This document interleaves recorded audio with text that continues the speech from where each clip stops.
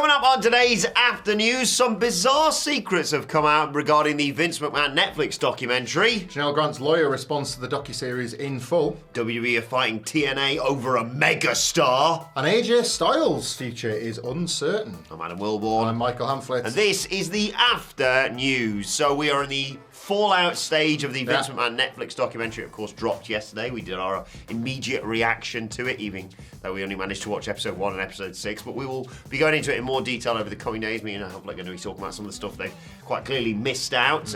Miller's going to be doing ups and downs, and obviously we'll just keep talking about it as more and more information comes out about it. But some really information came out recently when Bill Simmons had David Shoemaker on his podcast to discuss the Mr. McMahon docuseries. Well, they said the backstory of it was Vince wanted to do a documentary. I'd done the Andre the Giant doc, and he was ready to tell his story. A big thing for us is we're going to tell your story. If we're going to tell it, it's going to have to be everything. And he said, I'm ready to talk about everything. Clearly not everything, because he refused to do any interviews following the Janel Grant accusations. And let's be honest, a lot of the major issues weren't really delved into that much on the docuseries if you've watched it. It's more of a sort of chronological history of the rise of WWE via Vince McMahon. And answers that aren't answers when he is pushed. Yes, exactly. Also interesting that he decided, I think now's the time I want a documentary about me, and considering how many skeletons he's got in his closet, not the best idea, let's be perfectly honest. But also, David Shoemaker added with some really interesting details regarding how this all went about, basically.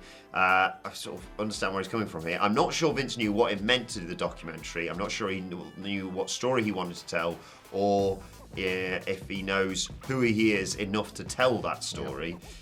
He said Chris Smith, who's involved in the docuseries, did a good job of sitting in front of him and just sort of staring him down until things started coming out, because obviously, as you could see in parts of that documentary, it is very sort of pre-rehearsed, corporate. Here's the line regarding the Montreal screw job or whatever. I said this a million times in previous interviews or statements or whatever. Yeah. And you kind of want to get more juicier details. And fair play to Chris Smith for being like, no, I'm not just going to let it get away with that sort of flippant, dismissive comment. Tell me really what more happened with regards to Rita Chatterton, for example. Yes. But this is the really bizarre thing coming out about it. More from Shoemaker here. There was always a team reminding him of things in his past. The entire production team have done so many documentaries and all this sort of thing. They've been working in this world forever. This is the guy that did the Tiger King, and none of them had ever experienced a working situation like we encountered in Stamford, Connecticut. He continued by talking about how they would just never know when he was going to be turning up to shoot this documentary. You know, they have a shoot schedule. I know it's just sitting in a ring and talking to a camera, but, don't take the piss, guys, unless you're Dwayne The Rock Johnson, obviously. We would show up to shoot and then be like waiting all day long, getting updates from Vince's secretary about his ETA. 6 hours, 8 hours before the shoot, pushing it back an hour, pushing it back another hour. And then he would roll in at 11 p.m. with his little crew around him, shake everybody's hand, thank everyone for being here, going into hair and makeup and just emerge in the same outfit he was wearing for every single shoot. It was just a bizarre situation. Bizarre is kind of the perfect word to sum up Vince McMahon, along with actually quite a few others that I probably can't say. Yeah, David Shoemaker, more like David Gloomaker, because he stuck everything together really well in the docuseries for me. He wasn't going to let him get away with any cobblers. That's better, you in this one. But yeah, him and the likes of Dave Meltzer as well, kind of there, like, as people that were able to move the story along, like they were a narrative function, but also like kind of fact checkers. Yeah, it wasn't a WWE doc, was it? It was not definitely 93,000. Yeah, it was an attempt to keep some of the documentary honest in the face of, well, let's be straight about this, wrestlers providing the narrative tissue. So like Shoemaker and Meltzer in particular stick out as being very important people to this. And yeah, Chris Smith, who's obviously his name was attached to it and can take credit for making it. I could be wrong about this, doesn't particularly have an interest in wrestling, which I think was a benefit to the making of the documentary, if, in my personal opinion, not the outcome of it. I'm not exactly convinced how many people outside of our bubble are going to watch episode 1 and think, I want 5 more of these, personally. But again, I think casual fans are there. My missus is obviously quite a casual wrestling fan. She's got into it. We will see, I guess. The front page of Netflix and people's Skybox here in the UK is basically terrestrial television in 2024. Yes. So we'll see how many people will just be sort of attracted to the allure of what ostensibly looks like another sort of true crime drama, even if by about episode 4 it's feeling like, right, well, The Rock sure is a successful professional wrestler. We lost sight of what we're doing here. But yeah. It's that and the Thatcher doc for me this week. Yeah, again, I saw that graphic pop up and I was like, well, I've seen... Equally as terrible. 3 separate documentaries on the miners' strikes, 40 years on from the worst of it in 1984. One from Channel 4, one from BBC and one from ITV. I will take a Netflix one as well. Thank you very much. So yeah, I guess it'll remain to be seen. We, in our instant reaction yesterday, debated, interestingly, because I'd watched episode 1 and then Sid had watched episode 6. I kind of come around to his line of thinking, having watched the entire thing. My belief was I felt like the follow-on from all of this was going to run and run and run. Having watched all of it, I'm not as convinced anymore, but we will sort of dive into that, as you say, not just in the content that we're going to do about the video, about the documentary, but just it feels like little aftershocks of it the ripple effect will kind of be referencing things as the weeks go on. And we're going to do that here in the second story because I guess it ties to it. Ongoing lawsuit at the end of the day, yeah. Indeed, there was a lawsuit against Vince McMahon and against WWE, and that's certainly worth a quick pick-up, editorialising completely nothing to do with anything anybody's reported. I found it interesting that the closest thing I could link the documentary to from anything in the wrestling world was the WrestleMania 40 attempt to separate Vince's WWE from new WWE. Yeah. There was very little, if at all, mention of WWE being named in the trafficking lawsuit. Yeah. The fact that Stephanie McMahon, Triple H, Bruce Pritchard are the 3 that I can think of, there might be others, in that documentary were speaking on Vince McMahon, were also present in all the buildings, the rooms and the times that Vince McMahon is alleged to have been committing these potential crimes. Yeah, they like to act like we've got rid of the one bad apple. Yeah. The thick line was attempting to be being drawn, maybe not on purpose, but it felt like they were attempting to draw a thick line, and that was certainly the case at WrestleMania, wasn't it? Yeah. As they were trying to move forward, that like TKO's WWE and Triple H's WWE versus Vince McMahon's. And the documentary certainly didn't try and put those 2 things back together. Understandable considering they're taking WWE in January. And then that reminds you maybe of some of the forces at work here. And Janel Grant's lawyer, the brilliant Anne Callis, I've editorialised there, but she's always quick with a comment. That's why I think she's brilliant, not because of the subject of what she's saying. Has come in with a response to the documentary to say, the Mr. McMahon docuseries makes it clear there is no difference between Vince McMahon's on-air persona and his true self. They are one and the same. His, quote, character, known for violent outbursts, sexual deviance and manipulation, is the real Vince McMahon and exactly what Janel Grant experienced behind closed doors at WWE for years. While the docuseries put McMahon's obsession with power and control on full display, it only scratches the surface of his criminal behaviour, and it fails to tell the full story of his abuse, sexual assault and human trafficking of Ms. Grant. She deserves the opportunity to tell her story on her own time and in her own way.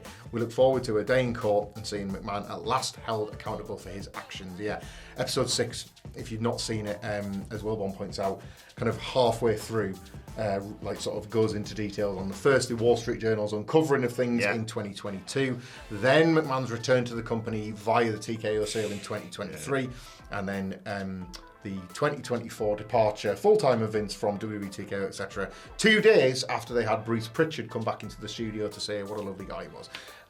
Nobody else, not Triple H, not Stephanie, not Vince, added any other comments other than Bruce after that sort of 2022 first exit. Yeah, I mean, like you say, just it's difficult, obviously. In defence, briefly, of Netflix, it's an ongoing thing, and it happened in the later stage of them creating this documentary, and they've attempted to cover it off, I suppose, as much as legally they probably can. It's a weird project as a result of it. I think the documentary that, fingers crossed, comes out after this court case is done with is going to be far more interesting and just really eye-opening, I think, for quite a few people with regards to the real Vince McMahon. Maybe look out for that one on Amazon. We talked a little bit about the fact, obviously, they didn't get Janel Grant to comment on the documentary. That is understandable to a certain extent.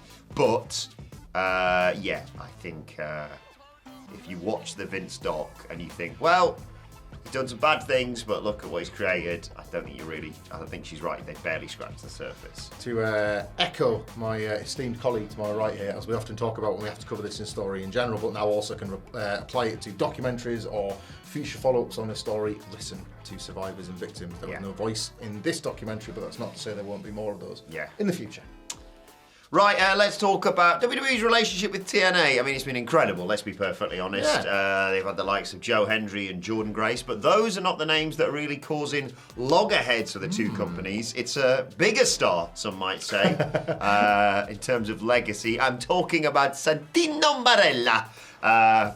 very nearly Royal Rumble winner, very nearly World Heavyweight Champion, Santino Marella, of course.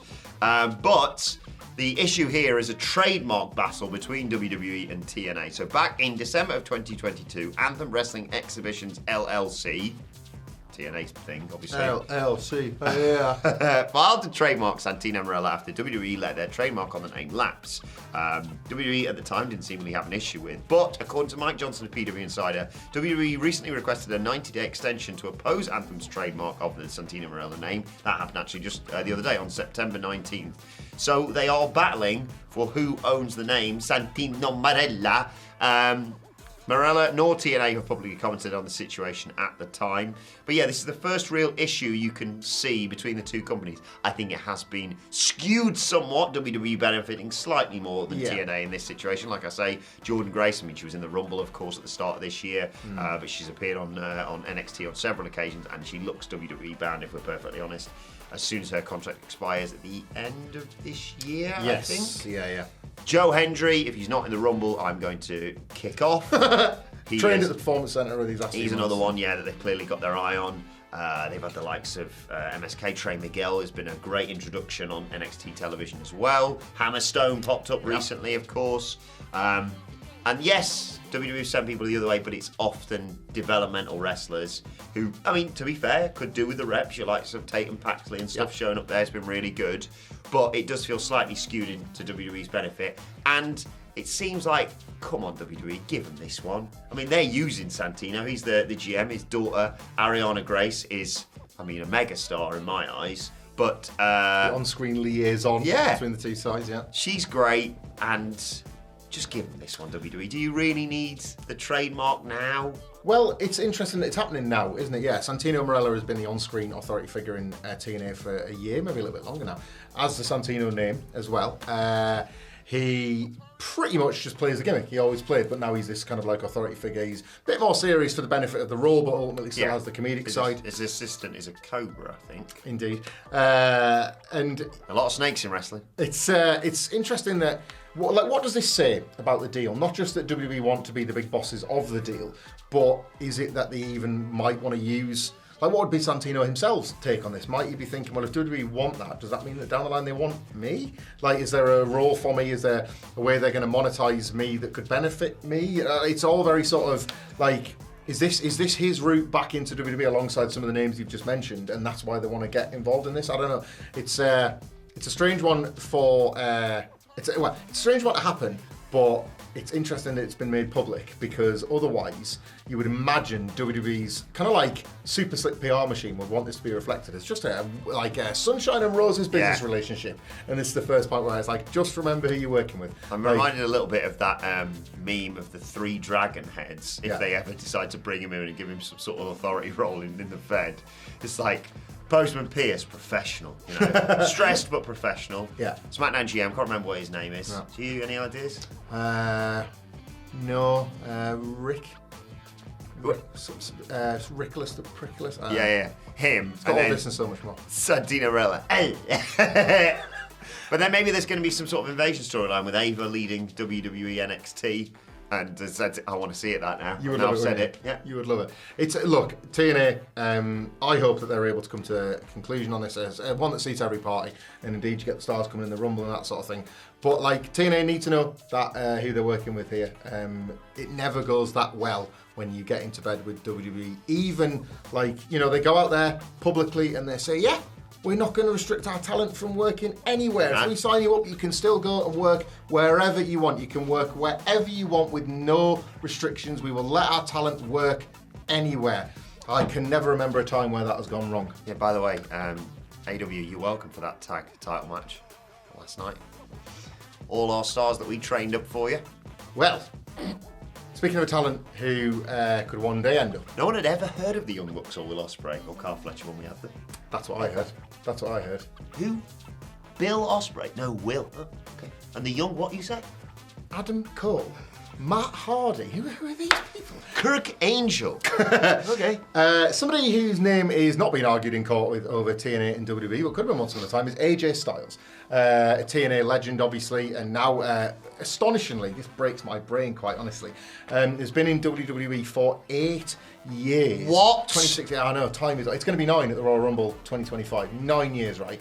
Which is only about... I remember not seeing his entrance at the Royal Rumble. I'll never forget that. It's like a year... Roman Reigns.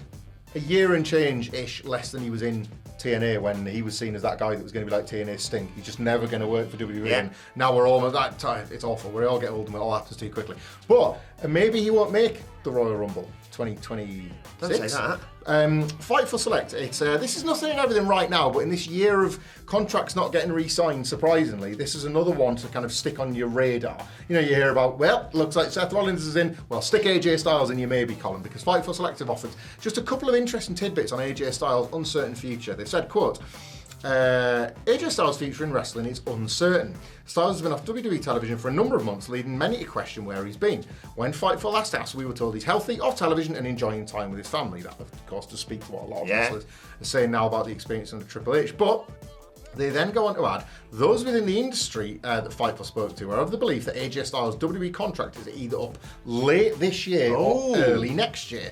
Early next year makes you wonder, well, if he signed around Rumble season once, maybe he's always extended around Rumble Rumble's season. later as well this year, of course. We've not heard if there have been year. efforts to re-sign him or if he has plans moving forward. This is Fightful now saying we're working to clarify the status of his contract, but numerous influential names within the industry and some who have worked with Styles do believe it's up this year. Fightful has not gained the confirmation from Styles, his reps, or WWE on this status. So, influential names, people within the industry. Fightful are a responsible outlet. You wouldn't imagine even that would be part of the conversation for grubby little aggregators like us to discuss it if those influential names weren't people that are close enough to the situation.